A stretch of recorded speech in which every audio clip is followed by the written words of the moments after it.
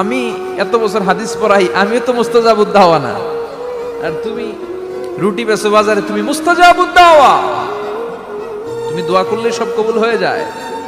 যুবক বলে না, আনা মুস্তাজাবুদ দাওয়া, আমি আমার জীবনে যত দোয়া করেছি কবুল করে নিয়েছে কে? সব দোয়া কবুল করে নিয়েছে আল্লাহ, একটা দোয়া ছাড়া। কয়টা? আহমদ ইবনে হাম্বলের কৌতূহল, কিউরিসিটি আরো বেড়ে গেল, কি সব দোয়া কবুল হয়েছে একটা দোয়া ছাড়া। মাযালিকা দোয়া ইয়া শাব, কি সেই দোয়া?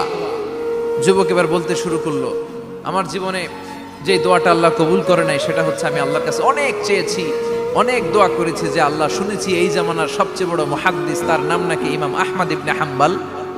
আল্লাহ তোমার কাছে আমার চাওয়া, আমি যেন এই ইমাম আহমদ ইবনে হাম্বলরে দেখে মরতে পারি, আমি যেন ইমাম আহমদ ইবনে হাম্বলের হাতে হাত রেখে মুসাফা করতে পারি আর তার কপালে একটা চুমু এঁকে দিতে পারি। আহমদ